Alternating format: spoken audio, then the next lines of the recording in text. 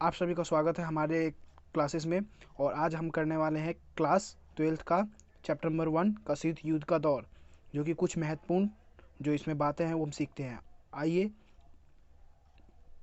शीत युद्ध 1945 से 1990 के बीच हुआ था। लगभग यह 45 साल तक हुआ था और 1990 में सोवियत संघ की विघटन हो जाने के कारण वह शीत युद्ध खत्म हो गया था।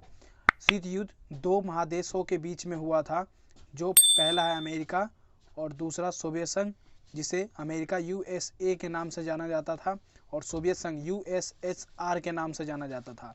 इनके बीच में कुछ विचारधाराएं थी, जैसे अमेरिका का पूंजीवाद और उदारवाद और लोकतंत्र।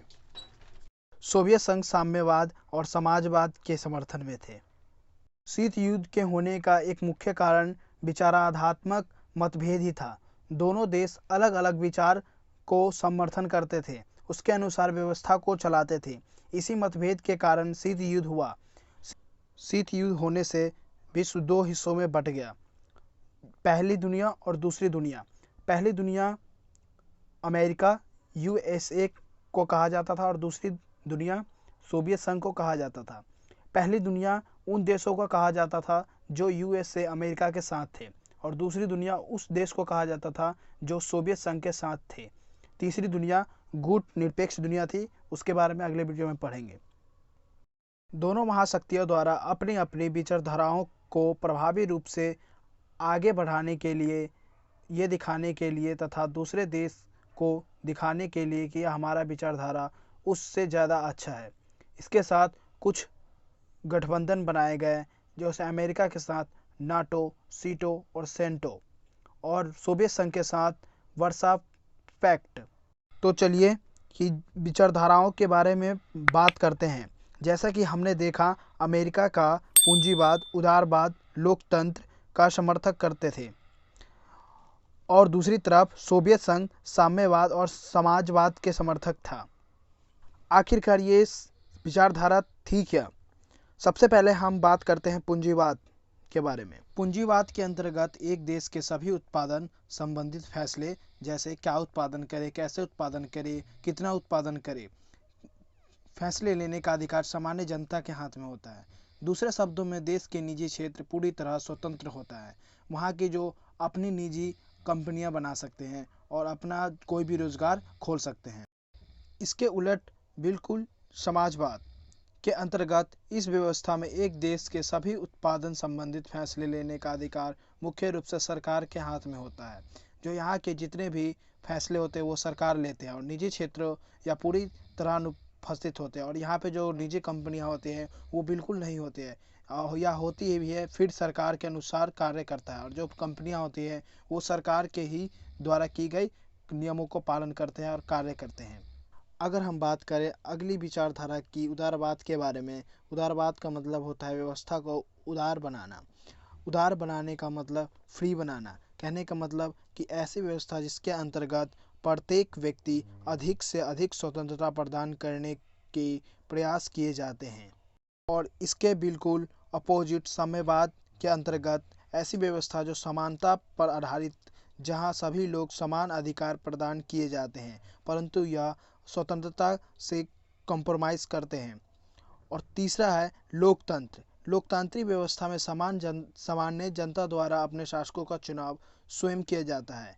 यानी शासक जो होता है, सरकार होता है, तो लोकतंत्र में खुद चुनते हैं और सरकार जनता पर शासन करती है। आइए हम बात करते हैं कि शीत युद्ध एग्जैक्टली होता क्या है और इसको हम अपने शब्दों में कैसे एक्सप्लेन करें। शीत युद्ध किससे अभिप्राय एक ऐसे स्थिति से है जिसमें दो देशों के बीच रक्त रंजित, यानी आमने सामने लड़ाई तो नहीं होती है, पर जो विचारधारात्मक लड़ाई वो जरूर होती है।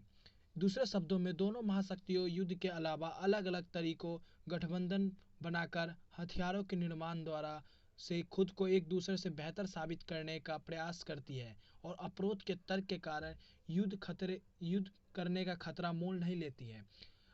अब हम इसमें बात करते हैं, सोचने वाली बात है कि दोनों युद्ध करते हैं, परंतु इन दोनों को एक दूसरे की हानि क्यों नहीं होता है।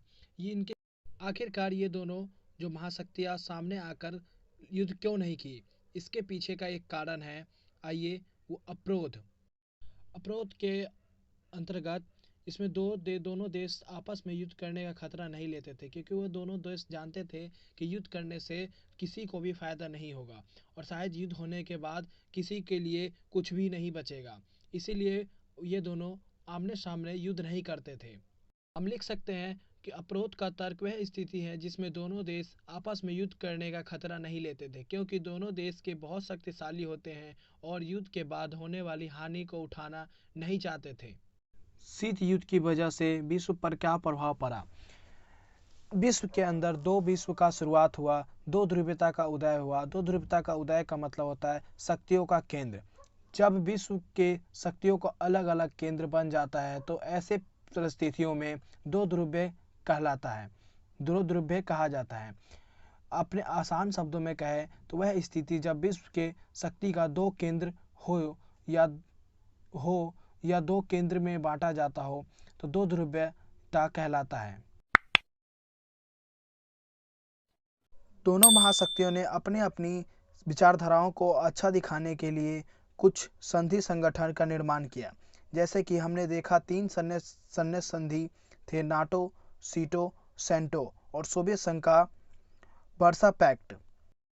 अमेरिका द्वारा सबसे पहले बनाए गए नाटो संधि को नॉर्थ अटलांटिक ट्रीटी ऑर्गेनाइजेशन, उत्तरी अटलांटिक संधि संगठन, जो 4 अप्रैल 1949 में बना था। इसका उद्देश्य था एक दूसरे को मदद करेंगे और सभी सदस्य मिलजुल कर रहेगा और अगर एक पर हमला होगा तो सब अपने ऊपर हमला मानेंगे और मिलकर मुकाबला करेंगे।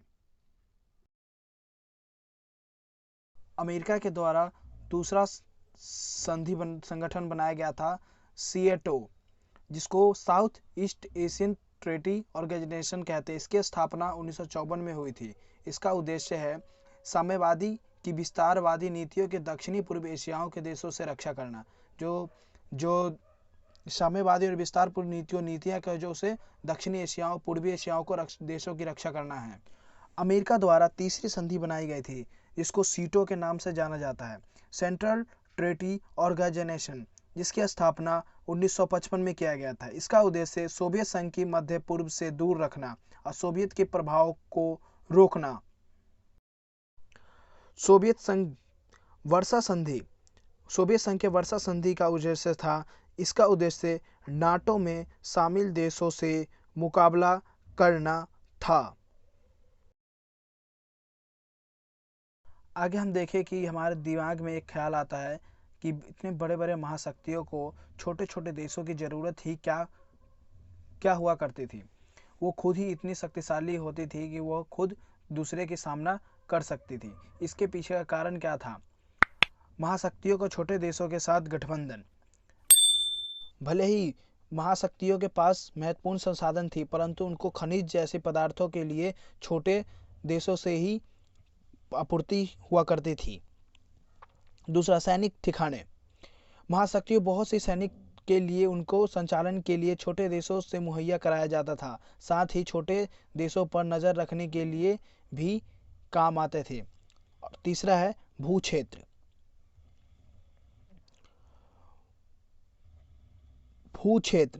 बड़ी महाशक्तियों को रखने के लिए, उनके संचालन करना बनाए रखने के लिए, छोटे देशों पर नज़र रखने के लिए भूक्षेत्र का बहुत बड़ी मात्रा में इस्तेमाल करते थे और इससे फ़ायदा आर्थिक मदद होता था। आर्थिक मदद प्रत्यक्ष या अप्रत्यक्ष कहीं ना कहीं छोटे देश बड़े देश के ऊपर आर्थिक मदद करते थे। जब उनकी सेना छोटे देशों में रहा करती थी, उनका भरण पोषण उन्हीं छोटे देशों के द्वारा ही किया जाता था। जिस तरीके से बड़े देशों को छोटे देशों की ज़रूरत हुआ करती थी, उसी प्रकार छोटे देशों को बड़े महाशक्तियों की ज़रूरत हुआ करती थी। उनके लिए वो बड़े महाशक्तियाँ छोटे देशों को सुरक्षा का वायदा करती थी और उसके साथ साथ वहाँ की सैन्य शक्ति और जो सहायता हथियार जैसे तकनीकी देती थी। और आर्थिक मदद, कहीं ना कहीं जो हमारी महाशक्ति थी वो छोटे महाशक्तियों को आर्थिक मदद करते थे और उनको कुछ प्रौद्योगिकी द्वारा मदद करते थे। विश्व में कभी कभी ऐसा लगा कि यह शीत युद्ध तृतीय विश्व युद्ध में बदल जाएगा, परंतु ऐसा कुछ नहीं हुआ।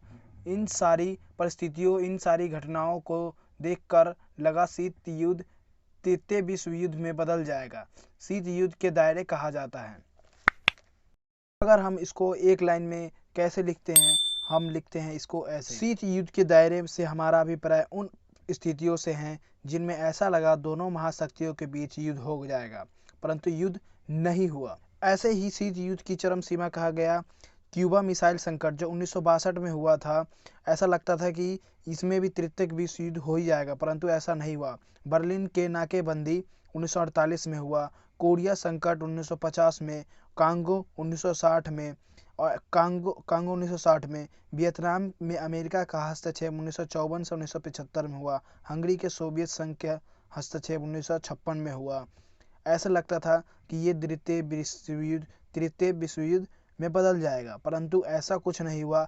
इसे शीत युद्ध के दायरे भी कहा जाता है। जैसे जैसे शीत युद्ध आगे बढ़ने लगा, वैसे वैसे हथियारों का जखीरा बढ़ना शुरू किया। प्रोडक्शन बढ़ता ही चला जा रहा था। एक समय ऐसा आकर पता चला कि एहसास हुआ दोनों महाशक्तियों को कि इस तरह हथियारों का प्रोडक्शन हमारे लिए एंडलेस है, तो हमारे फायदे से ज़्यादा नुकसान ही हो रहा है, क्योंकि अधिक रुपए आर्थिक पैसा खर्च हो रहा है और साथ ही साथ समय भी बर्बाद हो रहा है। और उनको आर्थिक संधि, ये परमाणु संधि बनाने का प्रयास किया। इसमें जो हथियारों का ना बनाना और हथियारों का कम उपयोग करना और हथियारों का कम प्रोडक्शन करना इसमें सम्मिलित है। परमाणु संधि, ये कुल 3 संधि हैं। परमाणु परीक्षण प्रतिबंध संधि, परमाणु परिक्षेपण परिसीमन संधि, परमाणु अप्रसार संधि। ये सब संधि परमाणु संधि में जो बाद में जो चलकर तृतीय विश्व में आकर वो ये सब संधि बनाया गया जिससे कि प्रोडक्शन कम किया जाए। एक बार शीत युद्ध को फिर से हम एक बार इसको रिवीजन कर लेते हैं और इसमें देखते हैं कि इसमें जो मेन जो वही है जो खास है जो एक लाइन में है। जो शीत युद्ध से अभिप्राय एक ऐसी स्थिति है जिसमें दो देशों के बीच रक्त रंजित मतलब जो लड़ाइयाँ जो नहीं होती है पर विचारधाराओं के ऊपर बहुत सारी सी बहस होती है और युद्ध न होकर केवल विचारधात्मक लड़ाई होती है। दूसरे शब्दों में दोनों महाशक्तियों हो युद्ध के अलावा अलग अलग तरीके गठबंधन बनाकर हथियार। हेलो दोस्तों, अगर आप हमारे चैनल पर नए हैं तो हमारे चैनल को सब्सक्राइब करें, साथ ही बेल आइकॉन दबाएं ताकि हमारे वीडियो आप तक जल्द से जल्द पहुंच जाए।